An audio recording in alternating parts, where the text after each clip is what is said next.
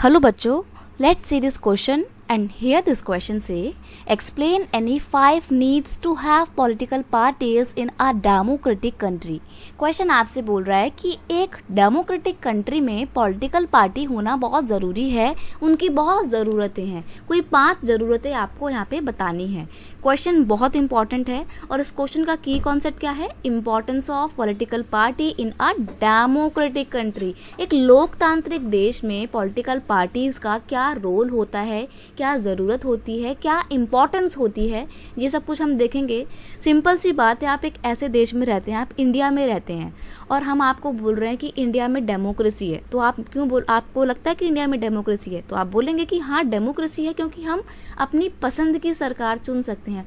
पसंद की सरकार से क्या मतलब है? यहाँ पे पसंद की सरकार से मतलब है कि यहाँ पे हमारे पास बहुत सारी पार्टी हैं, या तो हम बीजेपी को वोट देंगे, या फिर कांग्रेस को वोट देंगे, या फिर हम समाजवादी पार्टी को वोट देंगे, कम्युनिस्ट पार्टी को वोट देंगे, बहुजन समाज पार्टी को वोट देंगे, एंड सो ऑन। बहुत सारी पॉलिटिकल पार्टी है यहाँ पे।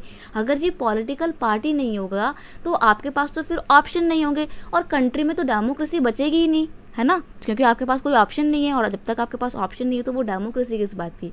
तो यहाँ पे यही सिंपल सी बात है कि without political parties democracy can not exist. जो डेमोक्रेसी है वो बिल्कुल एग्जिस्ट ही नहीं कर सकती है, वो जिंदा ही नहीं रह पाएगी एक देश में बिना पॉलिटिकल पार्टी के। नेक्स्ट है without political parties no one will be able to form government and run country.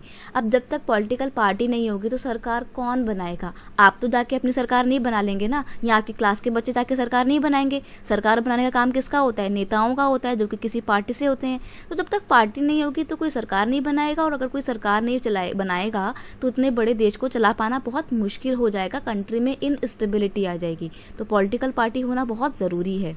No one will be able to make any promises to people about major policy changes. यानी कि जब तक political party नहीं होंगी तब तक लोगों के लिए कानून कौन बनाएगा? और कानून तो छोड़िए, लोगों के साथ जो वायदे किए जाते हैं कि आप हमें वोट दीजिए, हम आपके लिए काम करेंगे, लोगों के लिए काम करने वाला कोई नहीं होगा, पॉलिसी बनाने के लिए कोई नहीं होगा, लोगों का वेलफेयरनेस नहीं हो पाएगा ऐसे में। तो इसलिए पॉलिटिकल पार्टी होना बहुत ज़रूरी है।